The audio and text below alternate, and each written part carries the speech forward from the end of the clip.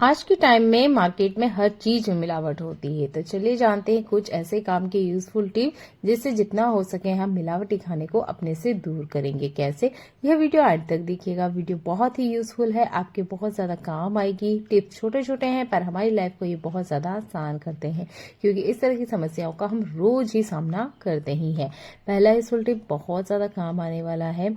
देखिए, हमारे घर में फ्रीज होते हुए भी कुछ सब्जियां हम बाहर रखते हैं। उनमें से कुछ चीजों को सेव करने का तरीका मैं आपको बता रही हूँ। तो एक कपड़ा लिया है मैंने, यहाँ पर माइक्रोफाइबर क्लॉथ लिया है। आपने पानी में अच्छे से इसे डीप कर लेना है, या इस तरीके से पानी थोड़ा सा इसके ऊपर डाल लीजिएगा। इसको अच्छे से आपने निचोड़ना है, और ये देखिए जितना एक्स्ट्रा पानी है वो सब आपने निकाल देना है। यानी कि ये जो आपका कपड़ा है, सिर्फ इस कपड़े को ही आपने गीला करना है। मेरे पास यहाँ पर है चुकंदर। ये ठंड के सीजन में बिल्कुल वैसा ही रहता है जैसा कि आप इसे लेकर आते हैं। एक हफ्ते बाद भी इसमें कोई फर्क नजर नहीं आता है। पर अगर आप इसे फ्रिज से बाहर रख रहे हो या फ्रिज के अंदर ही क्यों ना रख रहे हो, एक कपड़ा गीला कीजिए, अच्छे से इनको लपेटिए, इसके बाद ही आप इसे फ्रिज के अंदर रखें। नहीं तो ये बहुत जल्दी से सिकुड़ जाएगा, यानी इसकी जो नमी है वो बहुत जल्दी से खत्म हो जाती है। और अगर फ्रिज में रख रहे हो तो आप इस तरीके से एक पॉलिथीन में पैक करके रखिएगा। ऐसे ही आप टमाटर को भी रखें। टमाटर भी बहुत जल्दी से सिकुड़ जाता है और बहुत जल्दी से ये खराब भी हो जाता है। हमारे घर किचन में ऐसा बहुत सारा सामान होता है जिसका हम ध्यान नहीं रखते हैं, और ये चीजें वक्त के साथ खराब हो जाती है। तो मेरे पास भी कुछ चीजें हैं। बहुत पहले मैंने भिंडी खरीदी थी, उसमें कुछ भिंडी पूरी तरीके से पक्की हुई थी, यानी कि बहुत ज्यादा वो कड़क थी, उसे खाने में इस्तेमाल नहीं किया जा सकता था। तो इस तरह की 3 भिंडी मैंने इकट्ठा करी और इन्हें सूखने के लिए रख दिया था। अगर आप भिंडी वगैरह खरीदते हैं और कोई भिंडी कड़क आ जाती है तो उसे आपने फेंकना नहीं है। सेमी साइड में छांव में आप अच्छे से इसे सूखने दीजिएगा। और ये देखिए, घर बैठे आपको भिंडी के बीज मिल जाएंगे। इसमें आपको बिल्कुल खर्चा नहीं लगने वाला है, क्योंकि अक्सर जब भिंडी कड़क आती है, जब भी हम सब्जियां वगैरह काटते हैं तो उन भिंडियों को हम अक्सर फेंक देते हैं। पर आप ऐसे मेरे तरीके से यहाँ पर आप भिंडी के बीज निकाल सकते हैं। ऐसे ही कुछ और चीजें हमारे घर में होती है। ये आपके आसपास में ना अभी आपको इमली मिल जाएगी, तो इस इमली को आप खरीद लीजिएगा। साल भर के लिए आप इसे स्टोर कर सकते हैं। बस स्टोर करने से पहले इसका छिलका निकाल दीजिएगा।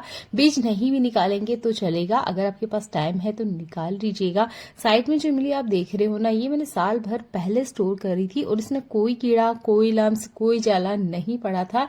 इसे रखने का एक तरीका है, आप इसे फ्रीजर के अंदर रखें। हमारे किचन में अभी ऐसी और भी बहुत सारी चीजें होगी जो कि हम ठंड के सीजन में ज्यादा क्वांटिटी में खरीदते हैं, पर गर्मियां आते ही ये खराब होने लग जाती है। जैसे कि मेरे पास यहाँ अदरक है, लगभग 2 महीने पहले मैंने खरीदा था, और देखिए अब ये ना पूरी तरीके से सूखने लग गया है।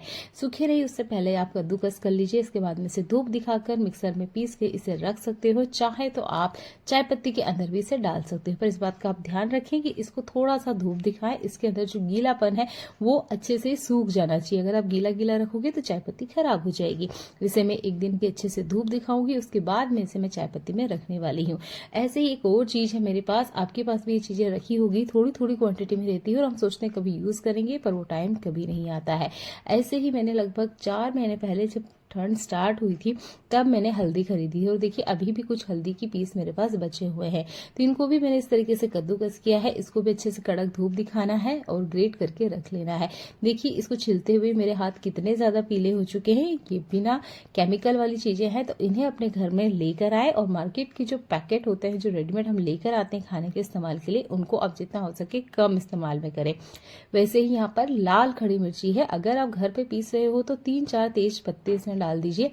मार्केट से जब हम रेडीमेड लाल मिर्च लाते हैं पिसी हुई, तो उस पर एक एक्सपायरी डेट लिखी होती है, पर घर में अगर हम मिर्ची पीस रहे हैं तो इस पे कोई एक्सपायरी डेट नहीं होती है। इसलिए आप इसमें तेज पत्ता जरूर ऐड करें, नहीं तो क्या होगा, वक्त के साथ इसमें लम्स और जाले पड़ने लग जाते हैं। जब भी जार में आप कुछ पीसते हो, उसके ऊपर पॉलिथीन को इस तरीके से कट करके लगा लीजिएगा। इससे जार का जो लीड होता है वो गंदा नहीं होता है। इसके बाद में चाहे तो आप इसे क्लीन करके रख सकते हैं, नहीं तो आप इसे डायरेक्ट डस्टबिन में डाल दीजिएगा। आप देख सकते हैं ढक्कन बिल्कुल क्लियर था। आप इसे नहीं भी धोएंगे तो चलेगा, पर एक पानी से जरूर वॉश कीजिएगा। और ये देखिए मिर्ची भी अच्छे से यहाँ पीस गई है। उम्मीद करती हूँ आप घर बैठे इस तरीके से मसाले जरूर बनाएंगे।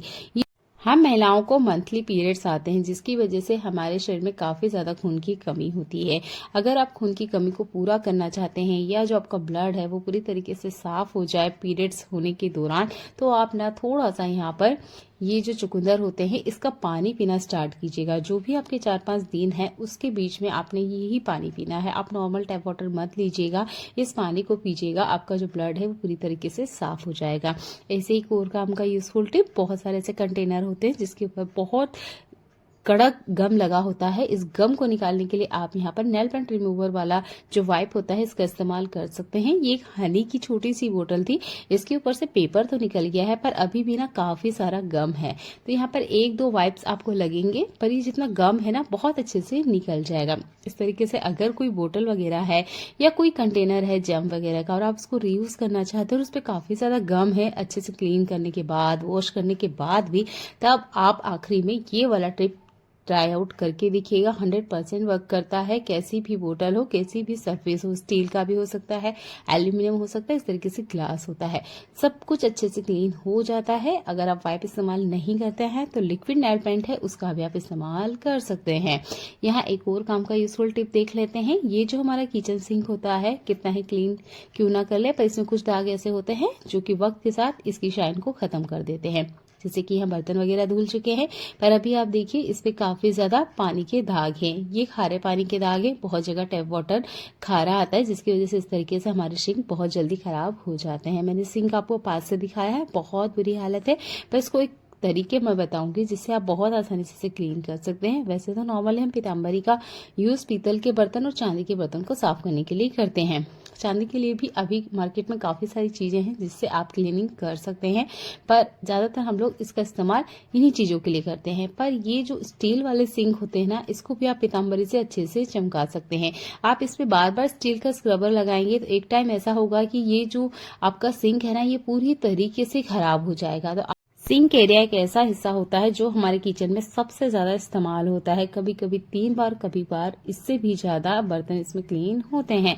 तो इसकी वजह से इसमें काफी ज्यादा दाग धब्बे आ जाते हैं और हमें इसे बहुत लंबे टाइम तक चलाना होता है। ऐसा नहीं है कि खराब हो जाएगा तो हम बदल लेंगे, बार बार ये पॉसिबल नहीं हो पाता है।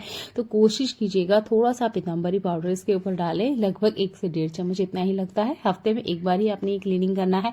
अगर बहुत ज्यादा खारा पानी आता है तब आप 2 से 3 बार इसे कर सकते हैं, बहुत अच्छे से क्लीनिंग हो जाती है। अगर आपका है जो नल वगैरह है वो भी स्टील का है तो आप उसके ऊपर भी इस चीज को करके देखिएगा, बहुत अच्छे से क्लीनिंग हो जाती है।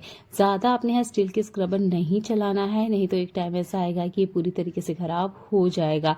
अगर आप चाहते हो लॉन्ग टाइम तक आपका सिंक चले, इसकी शाइन बिल्कुल ऐसे ही रहे जैसे कि आता है नया नया, तो आप यहाँ पर पीताम्बरी का ही इस्तेमाल करें। नॉर्मल बर्तन लिक्विड से आप क्लीन कर सकते हो, पर इससे आपने देखा कि शाइन वगैरह नहीं थी और जो पानी के दाग थे वो भी नहीं हटे थे। तो उम्मीद करती हूँ यह टिप आपको पसंद आई होगी। और एक बात का जरूर ध्यान रखें, रात के टाइम आपने ये काम करना है। दिन में तो 3-4 बार बर्तन क्लीन होते हैं इसलिए हम इतना ध्यान नहीं दे पाते हैं। तो नॉर्मल जैसे आप क्लीन करते हैं वैसे सिंक को क्लीन करा करें। पर रात के टाइम आपने क्या करना है, अच्छे से जब आप क्लीन कर ले, मैं पास से आपको दिखा देती हूँ। ये देखिए जितने जो दाग धब्बे हैं ना वो अच्छे से क्लीन हो चुके हैं। ये देखिए रात के टाइम आपने क्या करना है, आपके सिंक से सारे बर्तन खाली करना है। दूसरा, आपने एक साफ सुथरा कॉटन का कपड़ा लेना है और अच्छे से इसको वाइप करना है। अगर ये वाइप करने की आदत आप अपनाते हो तो आपका जो सिंक है ना सालों साल चलेगा। इस पे जो दाग धब्बे हैं वो भी नहीं बनेंगे, क्योंकि पानी के ही वो दाग होते हैं जो इसे जंग का रूप देते हैं। देखने के लिए धन्यवाद।